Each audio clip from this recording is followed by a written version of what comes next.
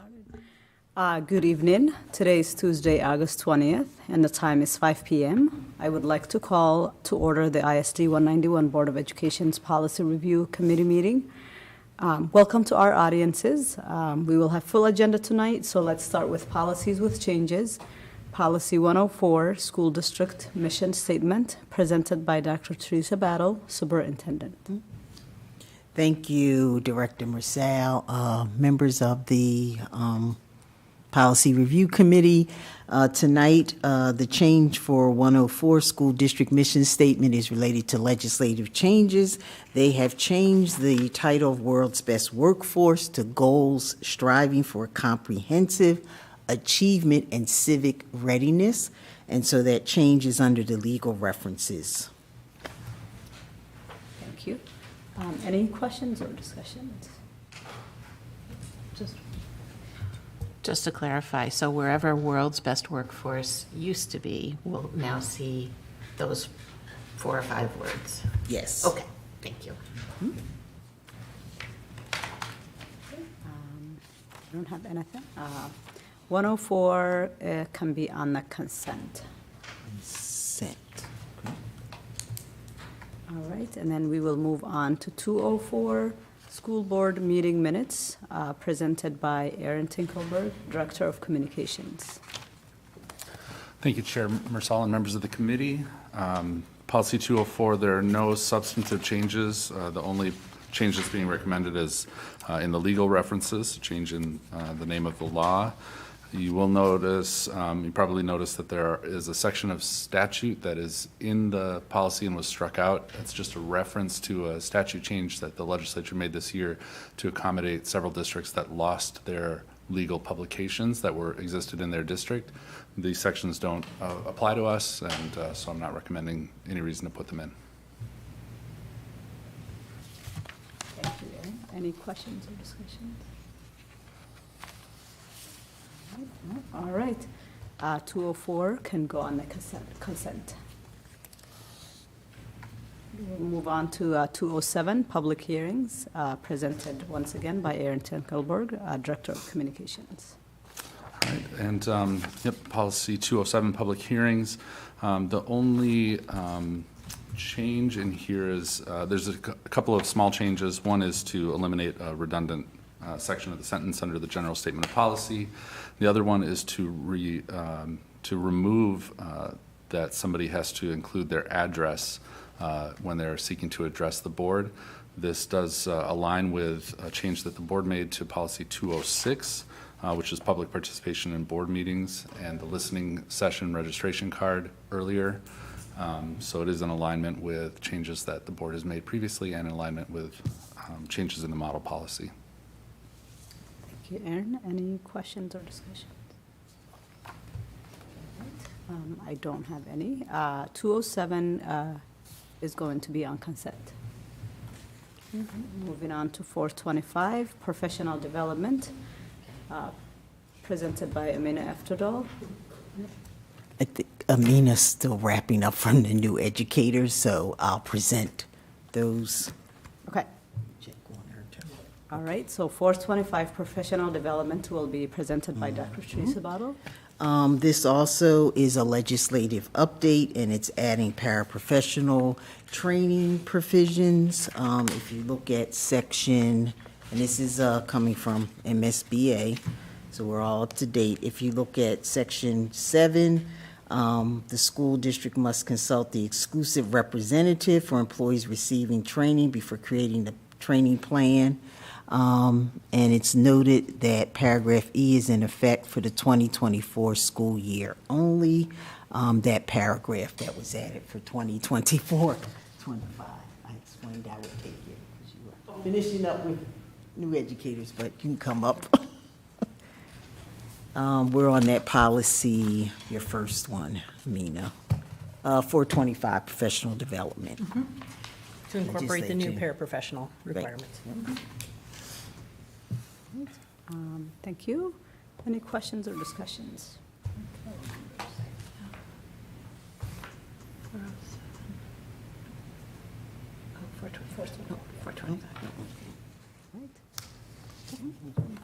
I don't have any, okay. To look for me, maybe? Okay. 425, go on consent. Consent? Yep. Okay, thank Oh, you. let's do first reading. Oh, first reading. Yes. Yep. Okay. 425, yeah. First reading and September 12th meeting? Yes. All right, 503, student attendance. And this is presented by Dr. Chris Belmont, Assistant Superintendent. Looking for Amina. No, and the new educators right next to us where they're set up. So I'll take the student attendance 503. Another legislative update referencing excused absences. And this was another one encouraged, MSBA were the changes. And it's Minnesota Statute 120A.22. They changed the chapter, but if you look at A, types of absences, it codifies that a parent or guardian or other person having control of a child may apply to have the child excused from attendance, and it is that section 120A.22 that was referenced. And then there's a reordering, A, and then B, and C, that the board may approve the application, and then D, legitimate exceptions, and then also the following reasons were added that you see before you. And then that caused strike-throughs for the remainder of that section B. I think those are the changes for attendance. No, let's see if there are questions. All right, thank you, Dr. Battle. Any questions or comments on this I one? have a question. Yep.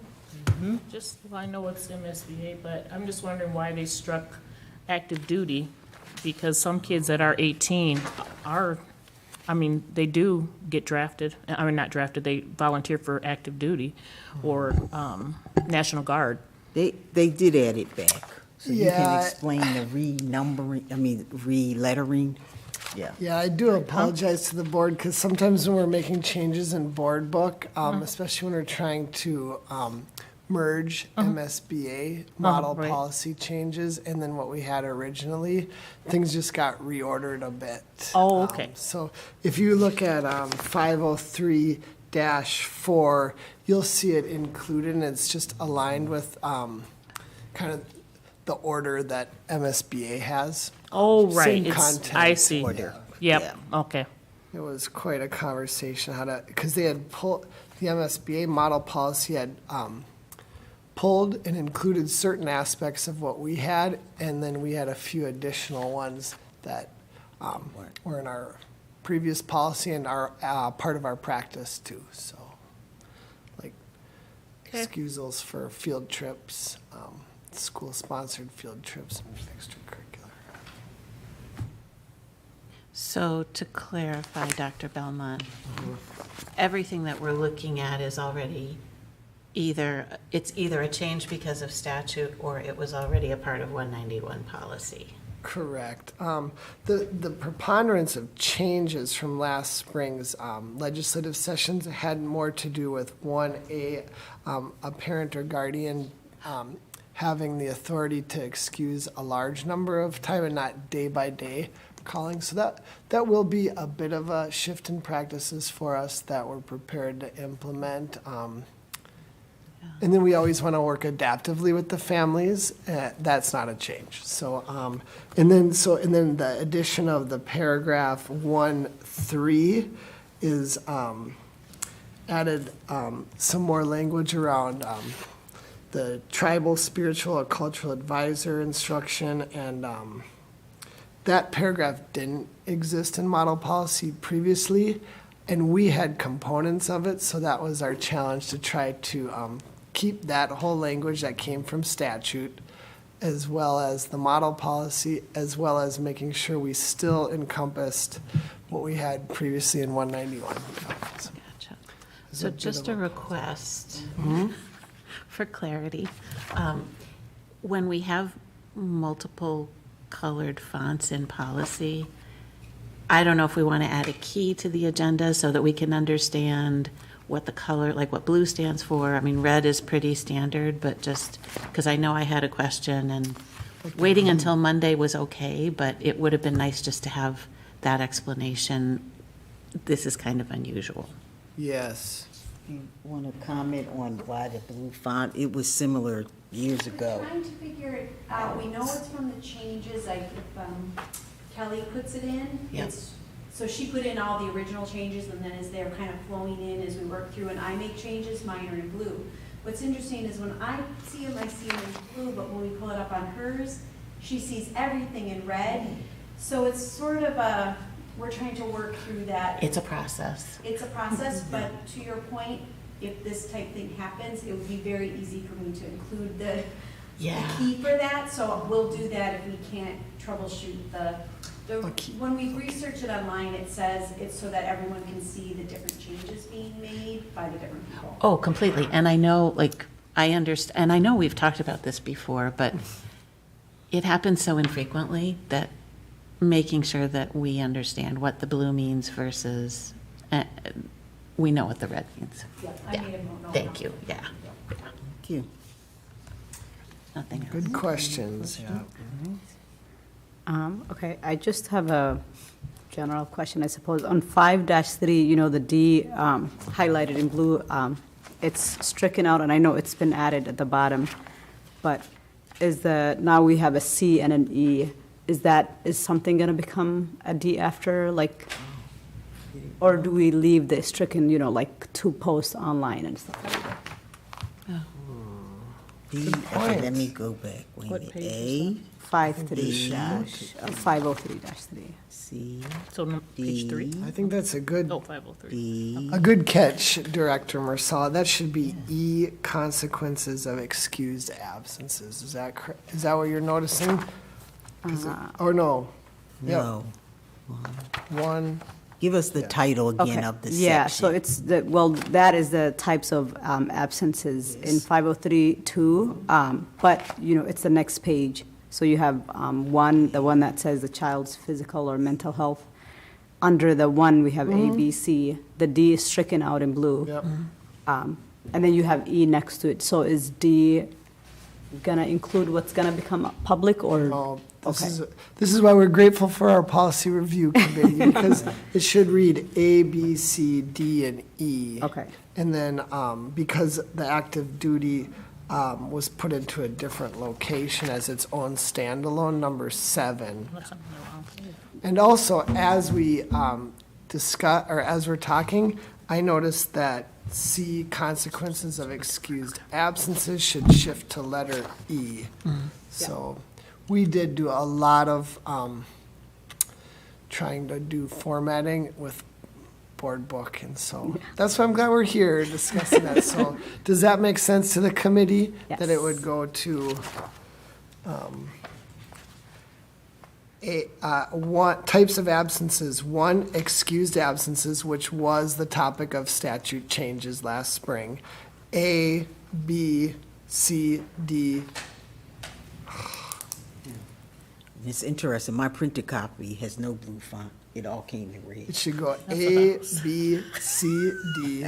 That's why I couldn't keep track. I had to look on board book to see the blue. Under D, it should go to 1, and then it should go 1A through E, followed by 2, 3, 4, 5, 6, 7, and then a new letter E, consequences of excused absences. So this is, That sounds good. it's like, It's a puzzle. I appreciate your compassion for Kelly and Sarah as they work through the board book formatting, 'cause it's a little, and then we'll try to not do easy. more of key, especially when we have such significant changes.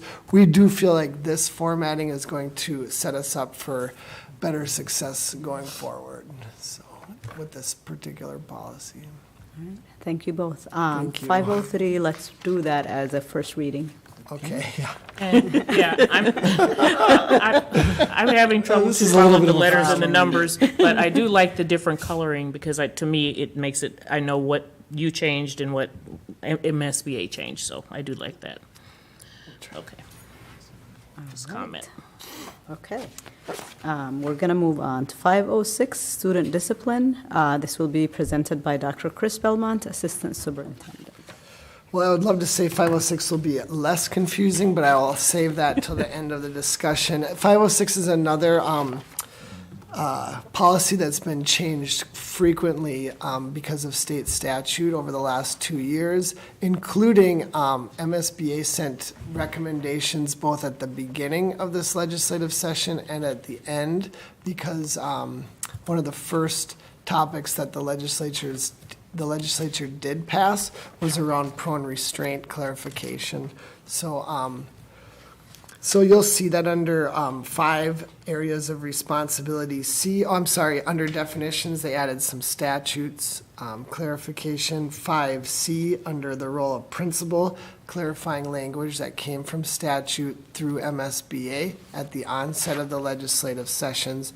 Same for teachers as well as other school district personnel, which clarified who other school district personnel is specifically around school resource officers. Finally, a more recent conversation occurred around unscheduled student removals from class, section 11. Page. And that's where 506-13? 506-11. 11 Yeah, so, first, I'm sorry, okay. 506-13, that 13. page, yep. So you'll see there that that's a little bit unusual too. I like the idea of sending a key with some key messages before, so especially these. So thank you for that. This one, we actually put forth based on the MSBA recommendation, then attended a law conference where our attorneys cautioned putting this into policy, then circled back to the school board associations where they concurred that in this case, some statute language being ambiguous, they do not recommend that school boards adopt it locally as policy, and instead we work towards the intent of the law in practice, which we are doing. And one of the main reasons is that word on schedule. We don't schedule to remove students, so we're hoping our associations will gain clarity Yeah. from the legislature. Well, in the other question, the other place of ambiguity that they brought up too, in addition to that, is a public school is encouraged to adopt a school policy.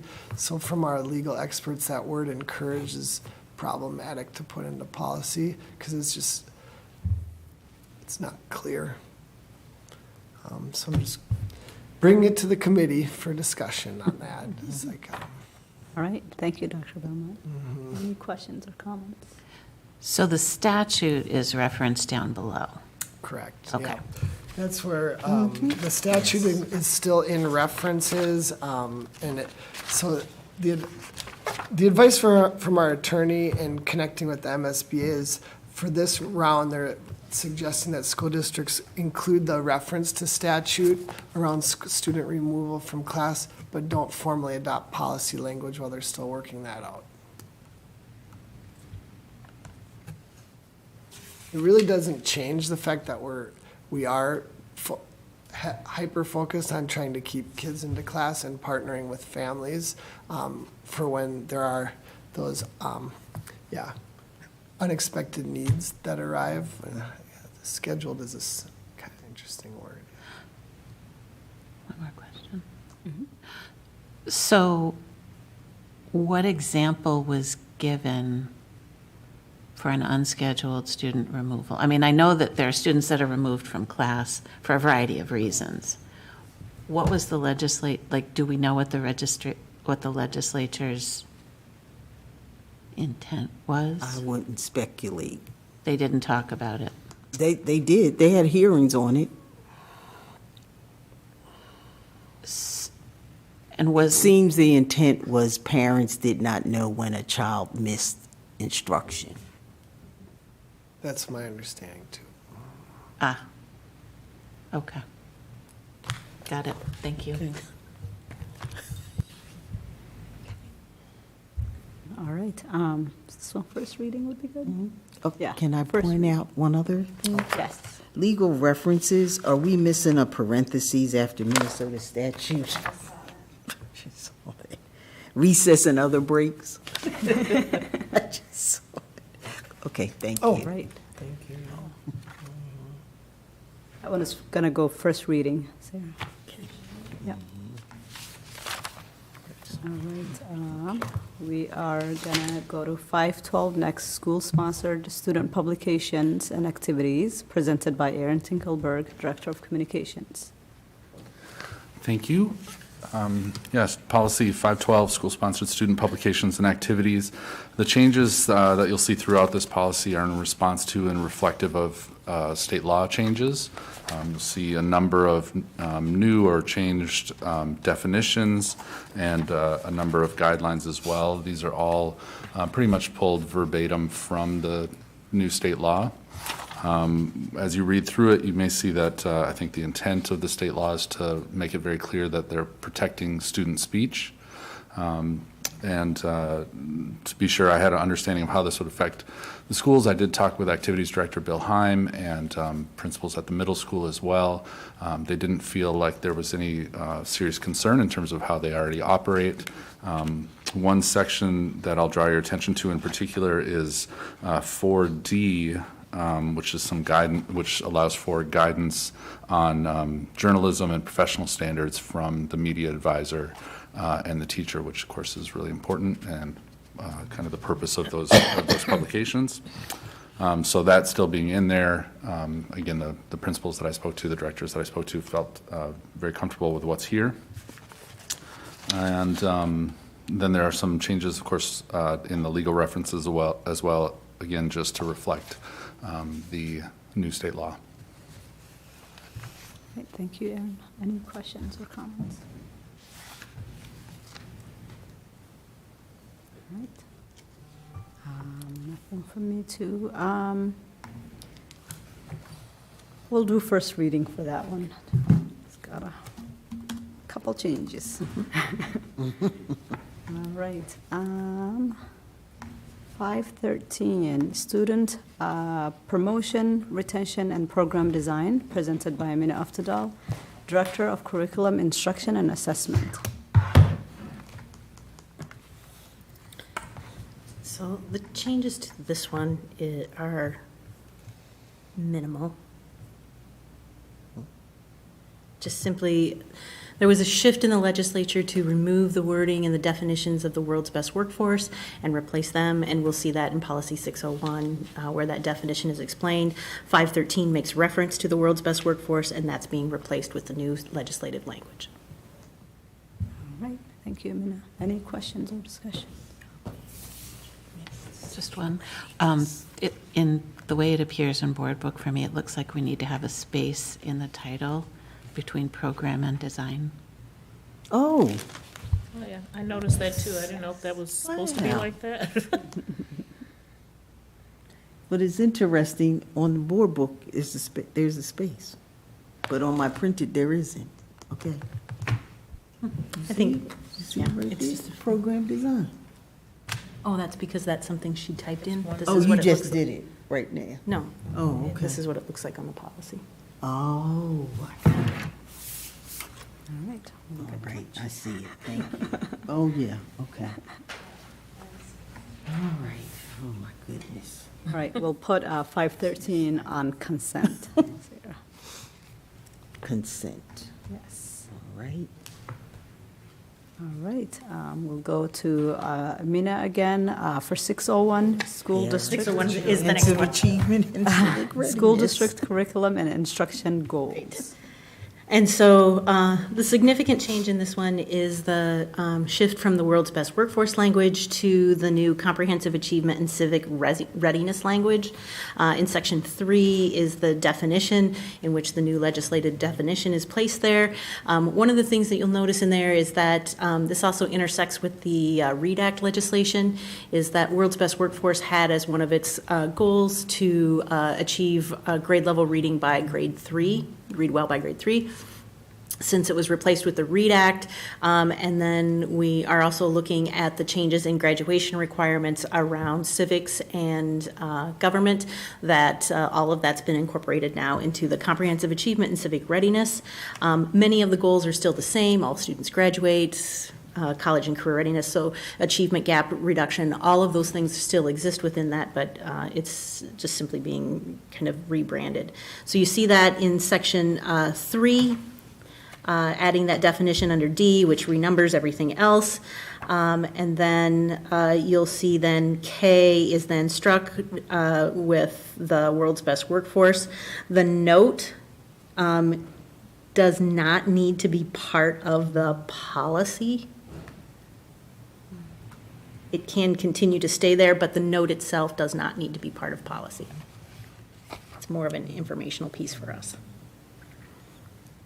And then the rest of it is just the replacement of world's best workforce with comprehensive achievement language throughout the policy. Civic readiness. Comprehensive achievement and civic readiness. Thank you, Amina. Any questions or discussion? Just a comment, it's just a comment, it's not a big deal, I just find it interesting under, let's see what page I'm on here. 2 and 5 and paragraph I, where they put disadvantage to those who are Black, Indigenous, and people of color. Usually it's just, all of that is people of color. I've never seen it broken down like that, that's all, no big deal. I just wonder when they start doing that. It's the reference to BIPOC, Oh. which is Black, Indigenous, and other Oh, people of there, color. okay, got it, okay. Yeah, I'm so used to just seeing BIPOC, I forgot that's how, okay, But that's the breakdown. got it. All right. Okay, 601, what are we feeling? First reading? Sounds good? Okay. First reading for 601.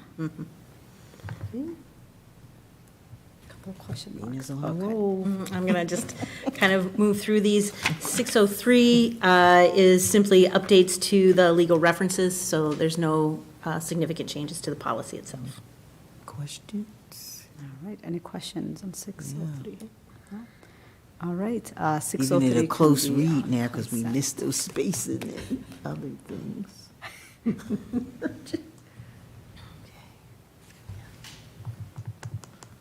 Okay, 603 can go on consent. Consent, thank you.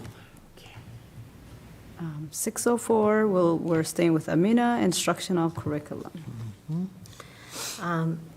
Again, this, part of it is the references to the world's best workforce, but there are updates to this particular one. Under B, the note does not need to be part of the policy. That was language that MSB put in there for our information, but it can be struck, it doesn't need to be part of the policy.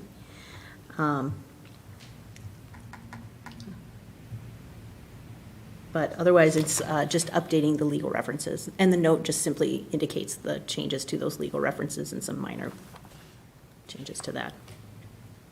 All right, thank you, Amina. Any questions, comments? Yeah, I do. Trying to find it. Page 604, 4. 6044. Number 9.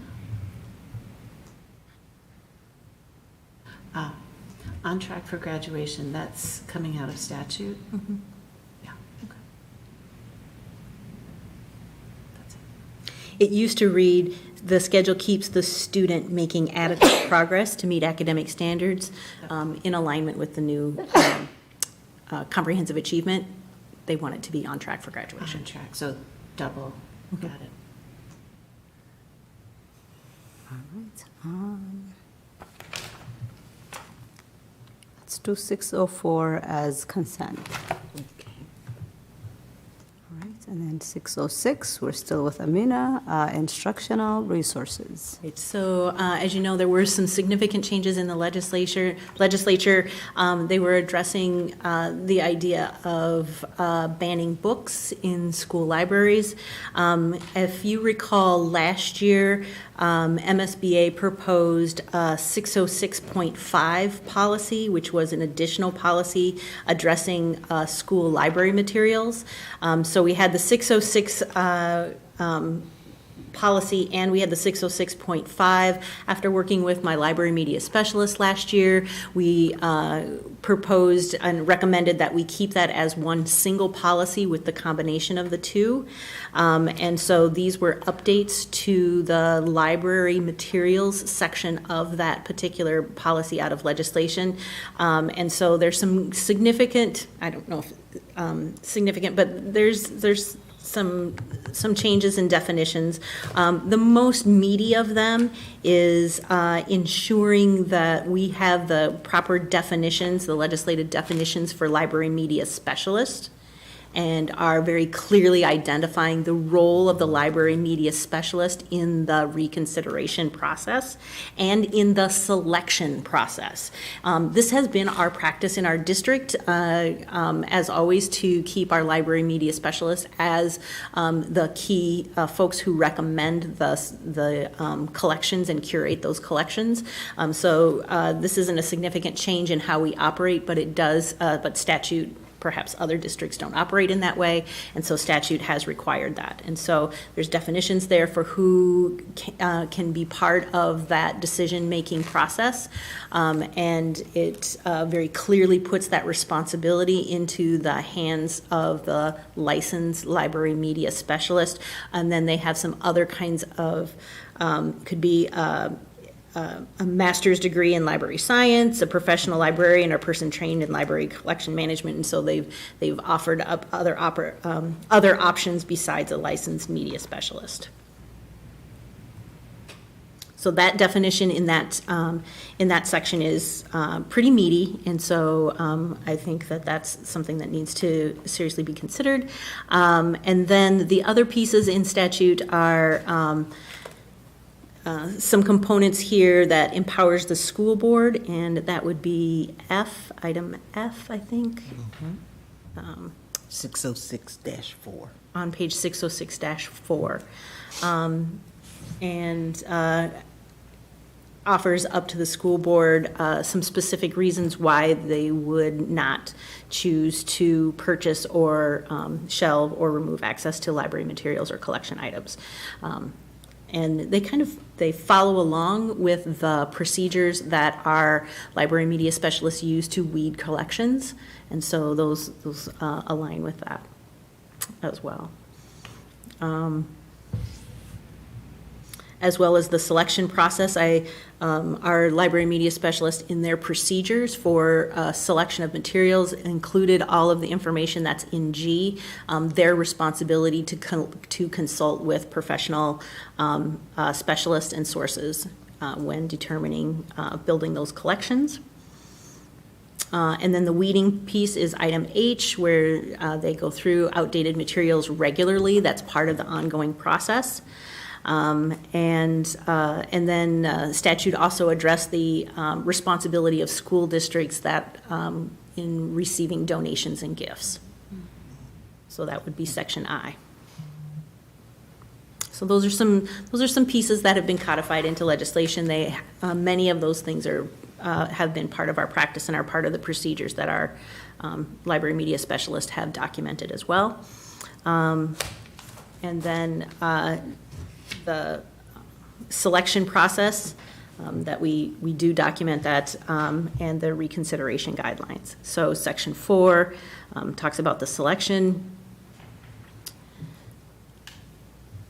And then the new section, which is section 7, which is the piece of the legislation that got most of the attention, is the challenge, or the challenges. We already had a very robust reconsideration process that we went through when we revised this policy last year, so we didn't see anything in the legislation or the MSBA sample policy that required us to make the changes. And then section 7 is just simply ensuring that all school districts are then reporting to the commissioner of MDE when we do have challenges. That's a new requirement. We've never had to report to MDE when we've had challenges before. And just for your information, in the last 5 years that I have been the Director of Curriculum and Instruction and Assessment, I have not participated in a district-wide reconsideration challenge. So there have been lots of folks who have asked for reconsideration or have challenged materials, and we have followed our procedures and used our process to ensure that those folks understand their rights as parents and understand their rights to select materials that are appropriate for their children, and no one has moved forward with asking us to reconsider those for the entire district. Thank you, Amina. That's just a little piece aside. Now, I'm seeing, should that, a renumbering, we have 2 number 7s. Is my printed not correct? Or is prohibition or retaliation part of 7? 7, no, that should be number 8. All right. Thank you, Dr. Battle. Any comments or questions? No, you started us off. 7. Just a comment. Okay. There's 2. Having participated as a parent in the committee that reviews the books, it's definitely, and even appreciating that the process has probably been updated since I participated in it. It is really quite a process, and it's great to know. Thank you for letting us know that, while there have been challenges, working with the families has really helped everybody understand the why.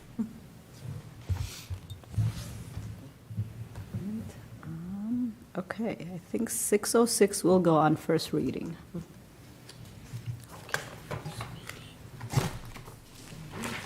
616, Amina is still going to present school district system accountability. Sure, there's alignment with the shift from the world's best workforce to comprehensive achievement and civic readiness, and so you'll see that in the definitions. That's the first change, and the language that aligns with the definition from policy 601 has been added in here as well. That's the only significant change to it, is just the replacing that and then updating the legislative references. So it is very, very minor. All right, thank you, Amina. Any questions or comments? Yes. Page 616-2. The evaluation of students' progress under 4, letter A. That's coming out of statute?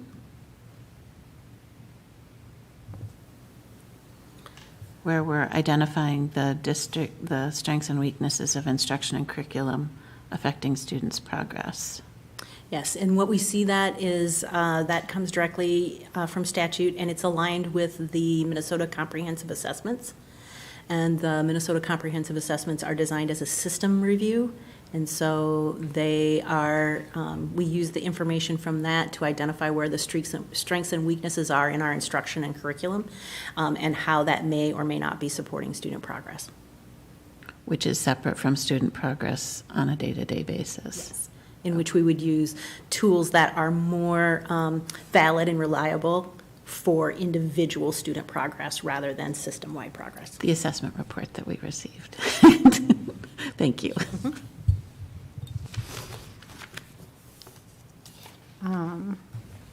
If we stay on that one, number 4A, that first half is stricken off, and then is the new sentence is starting with "and"? Is that what it is? Oh.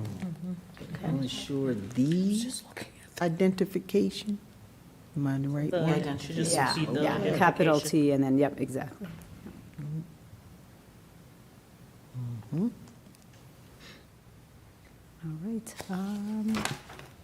616 can go on the consent.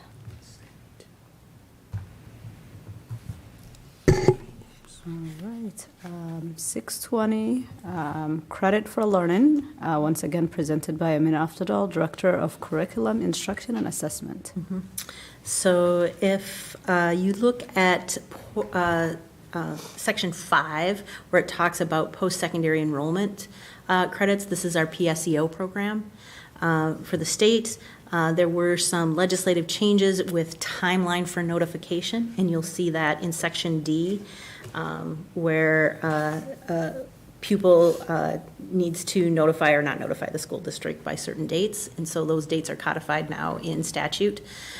October 30th and May 30th is when the notifications. The note, Sarah, can be struck.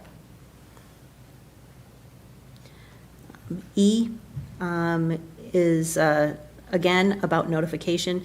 The intent of these are really to provide not only school districts with specific timelines, but also to ensure that students are giving adequate notification and that students have more than one opportunity to provide notification of that they're participating in PSEO. There were some instances throughout the state in which students were provided with one single date in the fall in which to notify on whether or not, and students at different times of the year then wanted to be able to partake of that option based on what they had completed during the school year. So. Thank you, Amina. Any questions or comments? Yeah. Okay. Okay. Just have a, trying to figure out this one. Okay, so 620-4, D, just the red stuff. So the first sentence, not the first sentence of the red, the second sentence where it says a pupil is bound by notifying or not notifying the district by October 30th or May 30th. I'm just confused between that first sentence and the second one. So the students must inform, and then the second sentence, a student is bound by notifying or not notifying, meaning they can't change their mind. Okay. So if I don't notify by October 30th or May 30th, I don't get to change my mind. Okay. That saying that the student,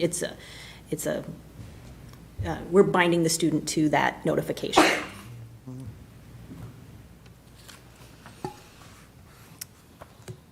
All right.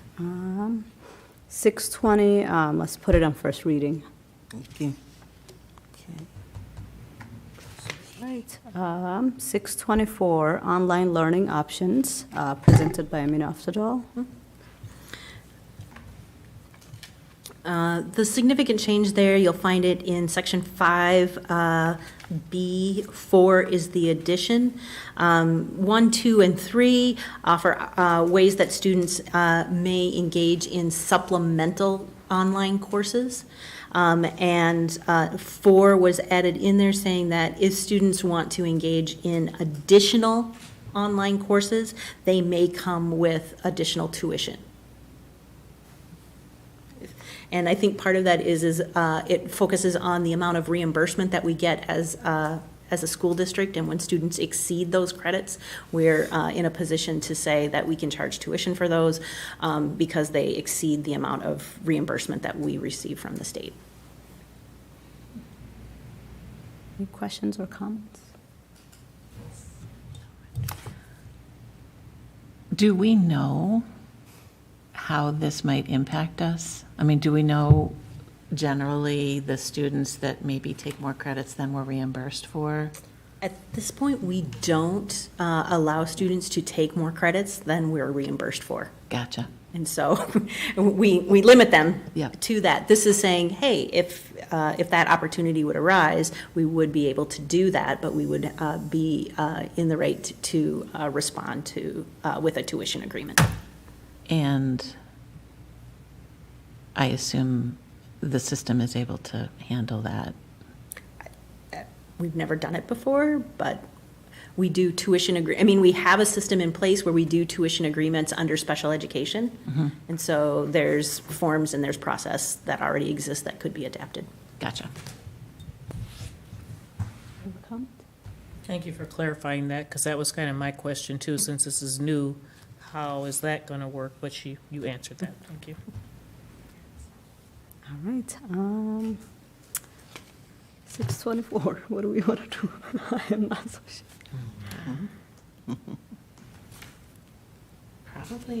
It's probably good to put it on first so that the board can benefit from the explanation. Yeah, okay, let's do first reading. I wasn't sure. That one. The simple sentence. Yes, but does have a big impact, actually. It does. It could have implications for families, and so by putting it on our first reading, you offer the opportunity for folks to be more engaged in it. Yes. All right, and I think that concludes our meeting. We're adjourned. Thank you, everybody.